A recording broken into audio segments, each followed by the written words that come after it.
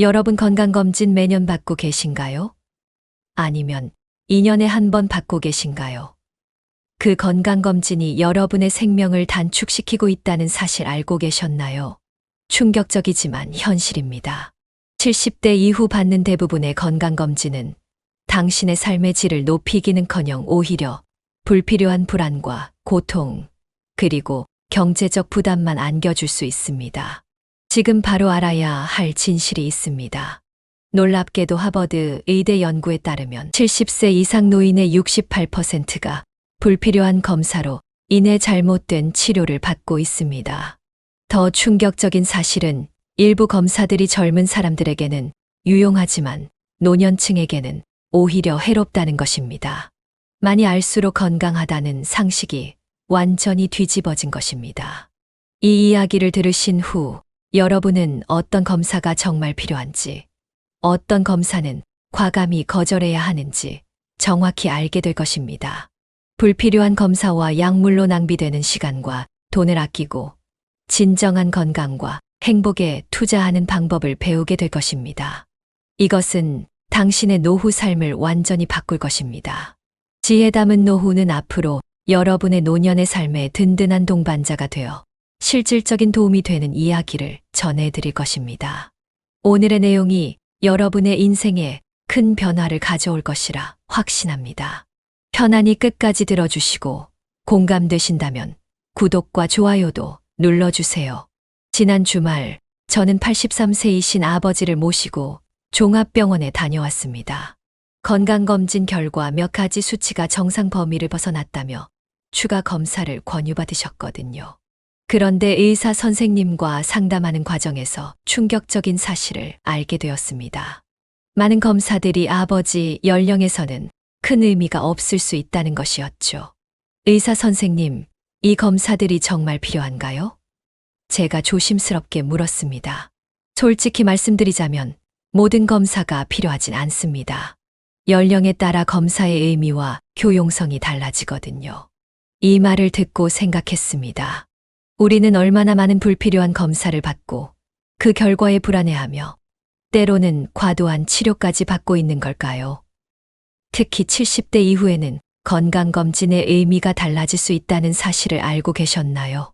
국가에서 제공하는 건강검진은 전 연령층을 대상으로 설계되었습니다. 40대의 건강 기준과 80대의 건강 기준이 같을 수 없는데 말이죠. 우리 부모님 세대는 검사는 많이 받을수록 좋다라는 생각을 갖고 계시지만 사실 이것은 큰 오해입니다. 제 친구 박기훈 선생은 76세의 종합검진에서 발견된 작은 폐 결절 때문에 6개월 동안 불안에 시달렸습니다. 결국 추가 검사 결과 아무 문제가 없었지만 그 6개월 동안 그가 겪은 스트레스와 불안은 오히려 건강을 해쳤습니다. 그 기간 동안 잠도 제대로 못 자고 매일 죽음을 생각했어. 결국 아무것도 아니었는데 오늘 이 시간 저는 70대 이후 노년기에 정말로 필요한 건강검진은 무엇인지, 불필요한 검사의 위험성은 무엇인지, 그리고 진정한 건강을 위해 우리가 집중해야 할 것들은 무엇인지 함께 이야기 나누려 합니다. 두 번째로 알려드릴 충격적인 사실은 불필요한 검사가 오히려 우리 건강에 해를 끼칠 수 있다는 점입니다. 이것은 제가 72세 되신 이모님을 통해 직접 목격한 일입니다. 이모님은 매년 빠짐없이 종합검진을 받으셨어요. 그러던 어느 날 혈액검사에서 약간의 이상 수치가 발견되었습니다. 의사는 추가 검사를 권했고 이모님은 한 달 사이에 여러 번 병원을 오가며 각종 검사를 받으셨죠. 결과적으로 큰 문제는 없었지만 검사 과정에서 불필요한 조직 검사로 인한 감염이 생겼고 그것을 치료하기 위해 강한 항생제를 복용하셨습니다. 그 항생제가 이모님의 장내 미생물 균형을 깨뜨려 6개월 넘게 소화 문제로 고생하셨어요. 검사 때문에 더 아프게 됐다라고 이모님은 말씀하셨습니다. 의학계에서는 이를 과잉진단과 과잉치료라고 부릅니다. 특히 노년기에는 이런 위험이 더 커집니다. 왜 그럴까요? 첫째, 나이가 들면 몸에 여러 변화가 생기고 일부 수치는 젊을 때와 달라질 수 있습니다. 그런데 대부분의 검사 기준은 젊은 성인을 기준으로 설정되어 있어요. 콜레스테롤만 해도 그렇습니다. 70대 이후에는 오히려 콜레스테롤이 약간 높은 것이 너무 낮은 것보다 생존율이 높다는 연구 결과도 있습니다. 둘째, 검사 자체가 위험할 수 있습니다. 대장 내시경 같은 검사는 드물게 장천공이라는 심각한 합병증을 일으킬 수 있습니다. 80대에서는 그 위험성이 40대보다 4배 높다는 연구 결과도 있어요. 셋째, 불필요한 약물 치료의 부작용입니다.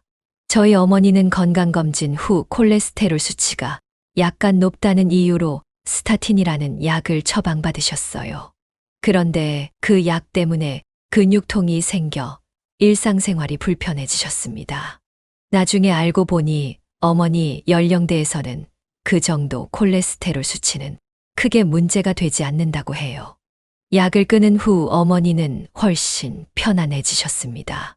넷째, 경제적 부담입니다. 추가 검사, 약물 치료, 병원 방문. 이 모든 것이 우리의 소중한 노후 자금을 갉아먹습니다. 제 친구 중에는 불필요한 검사와 치료 때문에 1년 여행 자금을 모두 써버린 분도 계십니다. 마지막으로 가장 큰 위험은 심리적 스트레스입니다. 검사 결과를 기다리는 불안, 이상 소견에 대한 두려움, 질병에 대한 걱정. 이런 스트레스가 오히려 면역 체계를 약화시키고 실제 건강을 해칠 수 있습니다. 노년기에 정말 필요한 검진 항목. 그렇다면 70대 이후에 정말로 필요한 건강검진은 무엇일까요? 불필요한 검사는 줄이되 꼭 필요한 검사는 놓치지 말아야 합니다. 첫째, 혈압 측정입니다. 고혈압은 나이가 들수록 발생 위험이 높아지고 뇌졸중이나 심장마비 같은 심각한 질환의 주요 위험 요인입니다. 저는 매일 아침 아버지의 혈압을 측정해 기록하고 있습니다. 처음에는 번거롭게 느껴졌지만 이제는 일상의 한 부분이 되었습니다. 덕분에 아버지의 혈압 변화를 쉽게 파악할 수 있고 의사 상담 시에도 큰 도움이 됩니다. 아침에 혈압 재는 게 내 하루의 시작이야. 숫자를 보면 오늘 내 몸 상태가 어떤지 알 수 있거든. 둘째, 당뇨병 검사입니다. 당뇨병은 노년기 삶의 질을 크게 떨어뜨릴 수 있는 질환입니다. 정기적인 혈당 검사를 통해 조기에 발견하면 생활 습관 개선만으로도 관리가 가능합니다. 저희 이웃 김 할아버지는 75세에 당뇨 진단을 받고 매일 30분씩 걷기 시작하셨어요. 1년 후 약 없이도 혈당이 정상 범위로 돌아왔습니다. 걷기 시작한 후로 잠도 잘 자고 기분도 좋아졌어. 당뇨 진단이 내 인생의 전환점이 됐지. 셋째, 골밀도 검사입니다. 특히 여성분들은 폐경 후 골다공증 위험이 높아집니다. 골다공증으로 인한 골절은 노년기 삶의 질을 크게 떨어뜨리고 심하면 생명까지 위협할 수 있습니다. 제 어머니는 67세에 골다공증 진단을 받고 칼슘제와 비타민 D를 꾸준히 복용하셨습니다. 덕분에 지금 78세에도 뼈 건강을 잘 유지하고 계십니다. 넷째, 청력과 시력 검사입니다. 감각 기능의 저하는 우울증과 인지, 기능 저하의 원인이 될 수 있습니다. 적절한 시기에 보청기나 안경을 사용하면 삶의 질을 크게 향상시킬 수 있습니다. 제 삼촌은 청력이 나빠졌음에도 보청기 착용을 거부하셨다가 결국 가족들과의 대화가 줄어들면서 우울감을 느끼셨어요. 보청기를 착용한 후 삼촌의 표정이 밝아지고 대화량도 늘어났습니다. 다섯째, 우울증 선별 검사입니다. 노년기 우울증은 흔하지만 종종 간과됩니다. 저희 어머니도 아버지 돌아가신 후 식욕이 없고 잠을 못 이루는 증상이 있었는데 처음에는 단순한 노화 현상으로 생각했습니다. 우울증 검사를 통해 조기에 발견하고 적절한 상담과 치료를 받으니 많이 호전되셨습니다. 내가 우울증이라고 처음엔 믿기 힘들었지. 그냥 나이 들어서 그런 줄 알았는데 치료받고 나니 세상이 다시 컬러로 보이더라. 이런 핵심 검사들은 노년기 건강 문제를 조기에 발견하고 관리하는데 큰 도움이 됩니다. 모든 검사를 다 받을 필요는 없지만 이런 중요한 검사는 절대 놓치지 마세요. 건강검진은 획일적으로 접근할 것이 아니라 개인의 상황과 가족력, 생활 습관에 맞게 맞춤형으로 설계되어야 합니다. 제가 78세 된 박 선생님과 나눈 대화가 생각납니다. 박 선생님, 어떤 검사를 정기적으로 받으세요? 나는 부모님이 모두 심장병으로 돌아가셔서 심장 검사를 중점적으로 받아. 하지만 암 검사는 이제 더 이상 받지 않기로 했어. 이처럼 가족력은 맞춤형 건강검진을 설계하는데 중요한 요소입니다. 부모님이나 형제자매가 특정 질환을 알았다면 그 질환에 대한 검사는 좀 더 주의 깊게 받을 필요가 있습니다. 저의 경우 가족 중에 대장암 환자가 있어 정기적으로 대장 내시경을 받고 있습니다. 하지만 다른 암 검사는 의사와 상담 후 줄였습니다. 모든 검사를 다 받는 것보다 위험도가 높은 질환에 집중하는 것이 더 효과적이라는 것을 알게 되었습니다. 생활 습관도 중요한 고려 사항입니다. 평생 담배를 피웠다면 폐 검사가 중요하고 야외 활동이 많았다면 피부암 검사가 필요할 수 있습니다. 저희 아버지는 40년간 몫으로 일하셨기 때문에 폐 기능 검사를 정기적으로 받으십니다. 그리고 현재 복용 중인 약물도 고려해야 합니다. 일부 약물은 정기적인 간 기능이나 신장 기능 검사가 필요할 수 있습니다. 제 친구 이 여사님은 관절염 약을 오래 복용하셔서 6개월마다 간 기능 검사를 받으십니다. 약 먹는 것도 중요하지만 그 약이 내 몸에 어떤 영향을 주는지 아는 것도 중요해. 내 몸은 내가 제일 잘 알아야지. 맞춤형 건강관리를 위해서는 의사와의 파트너십이 중요합니다. 저는 부모님을 모시고 병원에 갈 때마다 미리 질문 목록을 준비합니다. 이 검사가 정말 필요한가요? 이 검사로 인한 위험성은 무엇인가요? 검사 결과가 치료 방침을 바꿀 만큼 중요한가요? 이 연령대에 이 검사를 받지 않으면 어떤 위험이 있나요? 이런 질문들을 통해 더 현명한 결정을 내릴 수 있습니다. 대부분의 의사들은 환자가 잘 알고 결정할 수 있도록 충분한 정보를 제공해 줄 것입니다. 또한 건강검진 결과를 정리하고 보관하는 습관도 중요합니다. 저는 부모님의 건강 수첩을 만들어 모든 검사 결과와 약물 정보를 기록해 두었습니다. 이것이 의사 상담 시 큰 도움이 되었습니다. 나이 들면 기억력도 떨어지니까 건강 기록을 잘 정리해 두는 게 정말 중요해. 내가 언제 어떤 검사를 받았는지, 결과는 어땠는지 한눈에 볼 수 있거든. 이제 건강검진보다 더 중요한 이야기를 나누려 합니다. 바로 일상에서의 건강관리입니다. 놀랍게도 70대 이후에는 정기적인 검진보다 일상의 생활 습관이 건강에 더 큰 영향을 미친다는 연구 결과가 있습니다. 제 이웃에 사는 정할아버지는 92세인데도 매일 아침 공원을 3바퀴 걸으십니다. 비가 오나 눈이 오나 단 하루도 거르지 않으셨죠. 의사가 처방해준 약보다 내 다리가 더 좋은 약이야. 걷기 시작한 이후로 병원 문턱을 밟은 적이 거의 없어. 운동은 노년기 건강관리의 핵심입니다. 무릎이 안 좋으시다면 수영이나 실내 자전거와 같은 저충격 운동도 좋습니다. 제 어머니는 73세에 관절염 진단을 받으셨지만 매일 아침 수중 체조를 하시면서 통증을 크게 줄이셨습니다. 처음에는 움직이기 무서웠어. 아플까봐. 근데 움직이지 않으면 더 아프다는 걸 알게 됐지. 식이 습관도 매우 중요합니다. 제 경험상 노년기에는 단백질 섭취가 특히 중요합니다. 근육량을 유지하는 데 필수적이거든요. 하지만 많은 노인분들이 치아 문제나 소화 능력 저하로 단백질 섭취가 부족합니다. 저희 어머니는 고기를 씹기 힘들어 하셔서 두부, 계란, 생선 등 부드러운 단백질 식품을 매일 드시도록 노력하고 있습니다. 또한 식물성 단백질인 콩류도 자주 요리에 활용합니다. 두부로 만든 요리가 이렇게 다양할 줄 몰랐어. 이제는 고기가 그리워도 크게 불편하지 않아. 수분 섭취도 간과해서는 안 됩니다. 나이가 들면 갈증을 느끼는 감각이 둔해져 자칫 탈수 상태가 될 수 있습니다. 저는 아버지를 위해 시간마다 물을 드시라고 알람을 맞춰두었습니다. 처음엔 귀찮았는데 이제는 물 마시는 게 습관이 됐어. 피부도 덜 건조해지고 변비도 줄었지. 충분한 수면도 건강의 핵심입니다. 많은 노인분들이 불면증으로 고생하시는데 저녁 루틴을 만드는 것이 도움이 될 수 있습니다. 저희 어머니는 매일 저녁 8시에 따뜻한 우유를 마시고 가벼운 스트레칭을 한 후 편안한 음악을 들으며 잠자리에 드십니다. 이 나이에 약 없이 잠잘 수 있다는 게 얼마나 감사한지 몰라.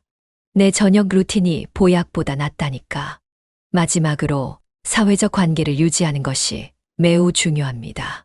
연구에 따르면 사회적 고립은 흡연만큼이나 건강에 해롭다고 합니다. 제 어머니는 77세에 시작한 노인 합창단 활동을 통해 새로운 친구들을 사귀고 매주 공연을 준비하면서 활력을 되찾으셨습니다.